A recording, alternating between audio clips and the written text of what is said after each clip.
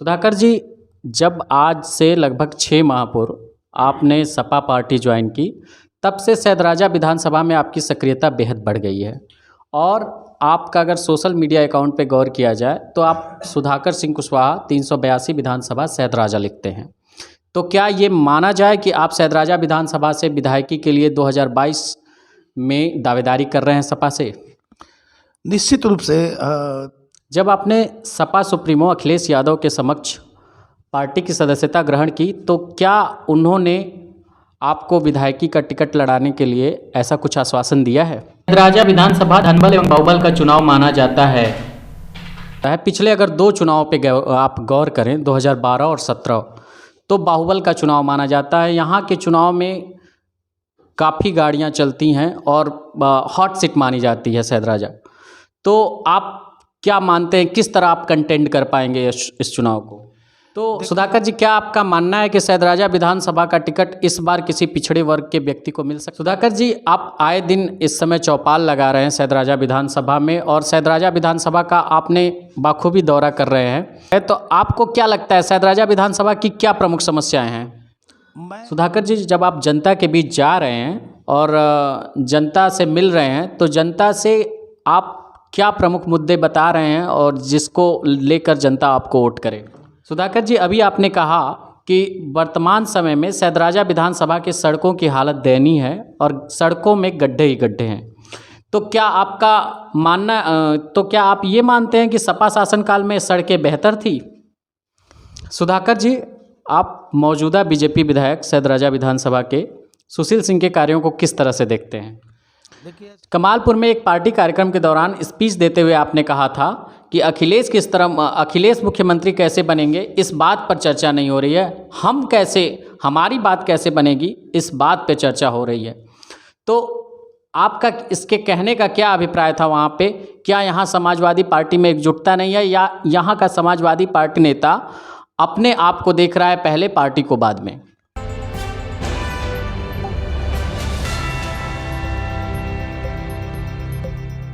सुधाकर जी, जब आज से लगभग 6 माह पूर्व आपने सपा पार्टी ज्वाइन की, तब से सैदराजा विधानसभा में आपकी सक्रियता बेहद बढ़ गई है।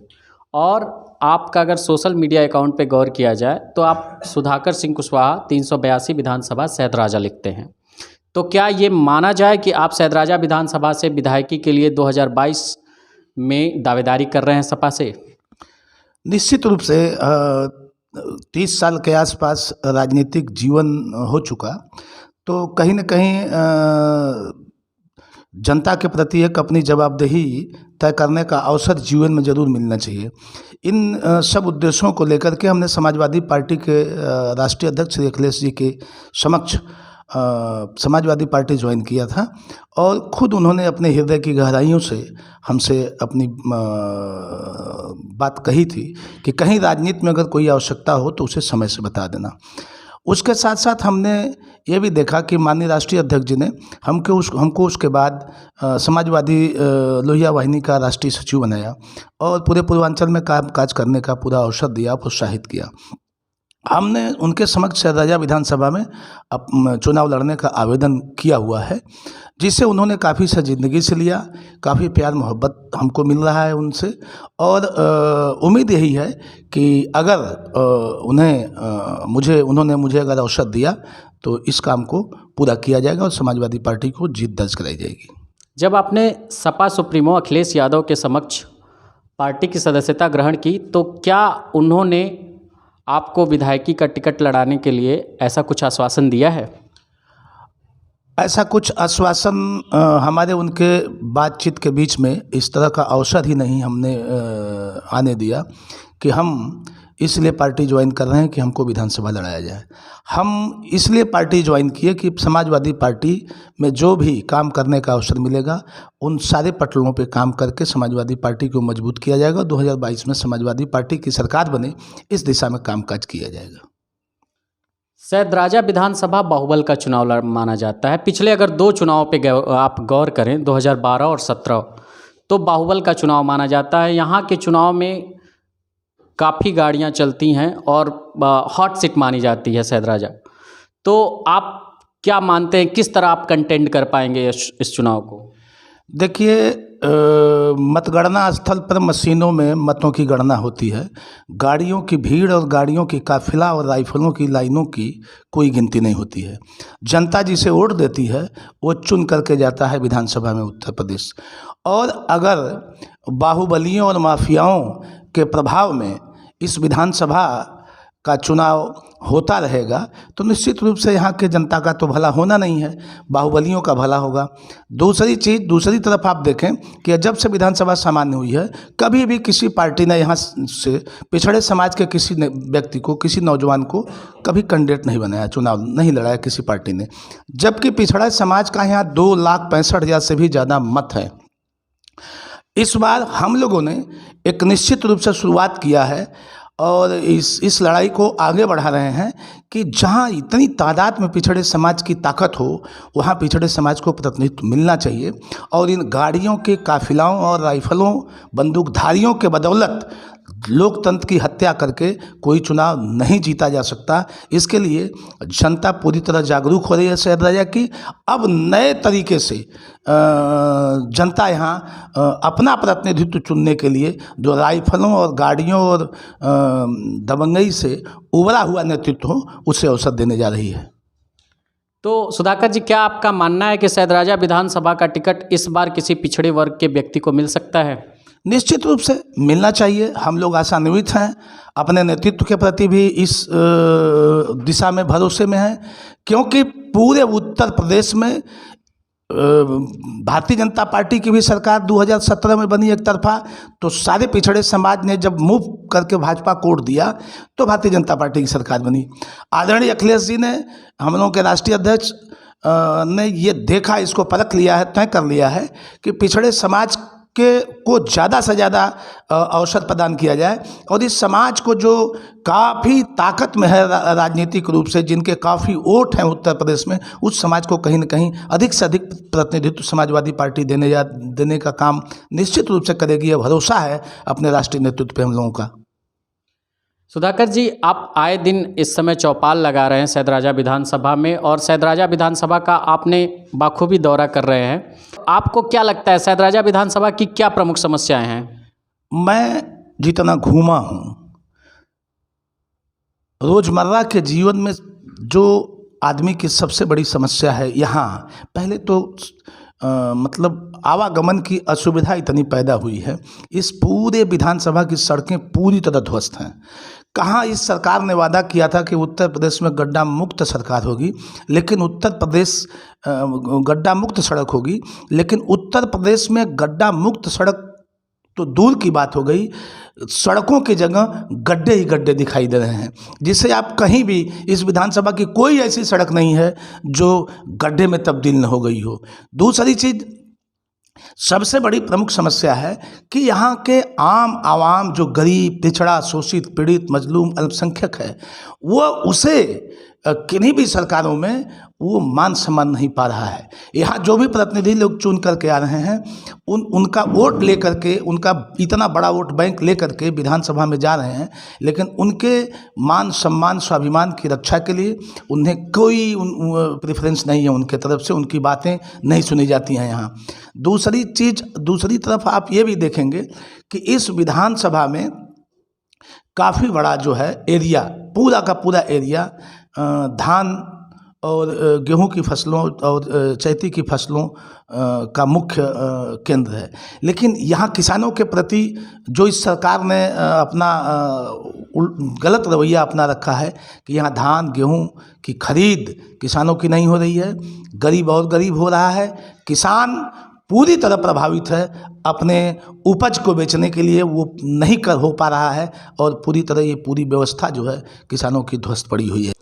सुधाकर जी, जब आप जनता के बीच जा रहे हैं और जनता से मिल रहे हैं, तो जनता से आप क्या प्रमुख मुद्दे बता रहे हैं और जिसको लेकर जनता आपको वोट करे? देखिए, पिछली सरकार में माननीय अखिलेश जी ने 55 लाख महिलाओं को समाजवादी पेंशन दिया था, उससे इस सरकार ने पूरी तरह बंद कर दिया है। समाजवादी पार्टी के मुखिया ने ये पूरा ऐलान किया है कि जब समाजवादी सरकार बनेगी उन 55 लाख समाजवादी पेंशन को तुरंत चालू ही नहीं किया जाएगा, बल्कि अब उन महिलाओं को 1500 रुपये और बढ़ा करके 2000 रुपये प्रति माह पेंशन, समाजवादी पेंशन कर दिया जाएगा। दूसरी चीज़ है कि माननीय अखिलेश जी ने पूरे उत्तर प्रदेश में घोषणा कर दिया है कि 300 यूनिट तक फ्री बिजली हम देंगे जो गरीब, मजलूम, पिछड़े समाज के, मजबूत समाज के लोग हैं। और तीसरी चीज़ है कि पहले ही कैबिनेट में सरकार बनने पर उत्तर प्रदेश के 10 लाख नौजवानों को एक ही दिन में एक ही कलम से वो रोजगार देंगे। चौथी चीज़ ये है कि भारतीय जनता पार्टी और संघ ने पूरे उत्तर प्रदेश के साथ साथ देश में जातियों में झगड़ा लगाया हुआ है। जाति जनगणना न करा करके, पिछड़ों की गणना, जाति गणना न करा करके वह पूरे उत्तर प्रदेश में जातियों को आपस में लड़ाने की बात कर रही है। अखिलेश जी ने सीधा फैसला किया है माननीय जी ने कि हमारी सरकार बनते ही उत्तर प्रदेश में हम पिछड़ों की जाति गणना करा करके सबका हक, हिस्सा, हिस्सेदारी, सबको सत्ता शासन से लेकर के संवैधानिक संस्थाओं तक देने का काम करेंगे। सुधाकर जी, अभी आपने कहा कि वर्तमान समय में सैदराजा विधानसभा के सड़कों की हालत दयनीय है और सड़कों में गड्ढे ही गड्ढे हैं। तो क्या आप ये मानते हैं कि सपा शासनकाल में सड़कें बेहतर थी? बिल्कुल सपा शासन में सड़कें बेहतर थीं। आप उस समय का पूरा इस जनपद का बजट आप देख सकते हैं लोक निर्माण विभाग का, और इस समय का जनपद में जो लोक निर्माण विभाग का बजट है, जो उत्तर प्रदेश में लोक निर्माण विभाग का बजट है, और भारतीय जनता पार्टी की सरकार में और समाजवादी पार्टी की सरकार में जो लोक निर्माण का बजट था, वो आसमान और ज़मीन का अंतर है। कहीं उसका कोई मेल नहीं है।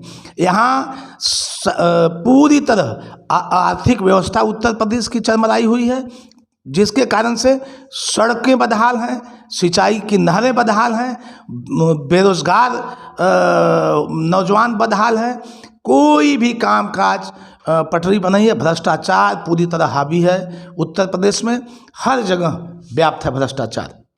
सुधाकर जी, आप मौजूदा बीजेपी विधायक सैदराजा विधानसभा के सुशील सिंह के कार्यों को किस तरह से देखते हैं?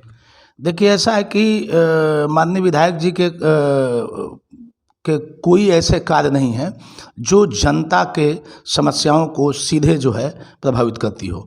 उनका कामकाज है अपने लोगों को कैसे मजबूत किया जाए, अपने लोगों को कैसे धन का लूटपाट करने का अवसर दिया जाए।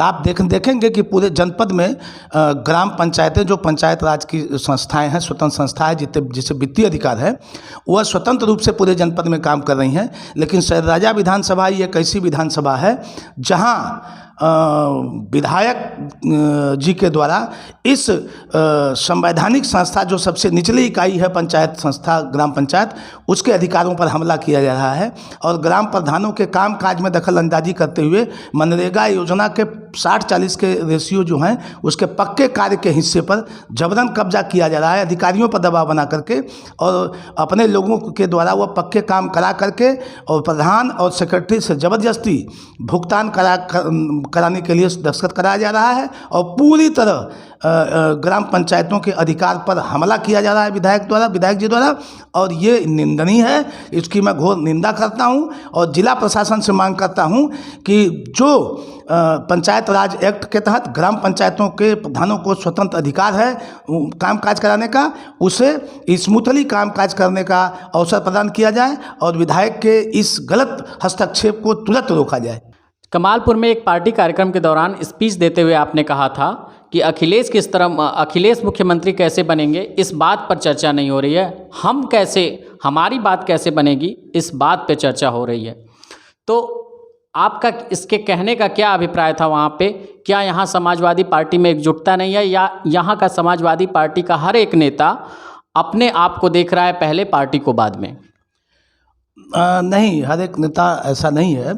जिला समाजवादी पार्टी के मुखिया श्री सत्यनारायण राजभर जी के नेतृत्व में समाजवादी पार्टी पूरे जिले में एकजुट है, पूरी ताकत से काम कर रही है। संगठन पूरी तरह जमीन पर उतर करके 2022 की तैयारी में लगा हुआ है। कमालपुर की जहाँ तक आप बात कर रहे हैं, वहाँ विधानसभा की बैठक थी। उस विधानसभा की बैठक में तमाम मुद्दों पे कार्यकर्ता आपस में बहस कर रहे थे। वहाँ जरूर कुछ असहज बातों पे डिस्कशन हो रहा था, जिसके लिए हमने ये अपने बातचीत के अपने भाषण के दौरान इस टिप्पणी को रखा था कि हमें अपने बिंदुओं पर बहस करने के बजाय समाजवादी पार्टी और अखिलेश यादव, माननीय अखिलेश यादव जी कैसे 2022 में सरकार में आएंगे, कैसे मुख्यमंत्री बनेंगे, इन सब चीज़ों पे कामकाज होना चाहिए, इन सब बातों को आगे बढ़ाया जाना चाहिए। बकिया समाजवादी पार्टी के पूरे कार्यकर्ता चैदराजा विधानसभा में जिला समाजवादी पार्टी के नेतृत्व में पार्टी के गाइडलाइन पे पूरी तरह काम कर रहे हैं और कोई विवाद नहीं है। सब लोग मजबूती से अखिलेश जी को मुख्यमंत्री बनाने के लिए कटिबद्ध हैं।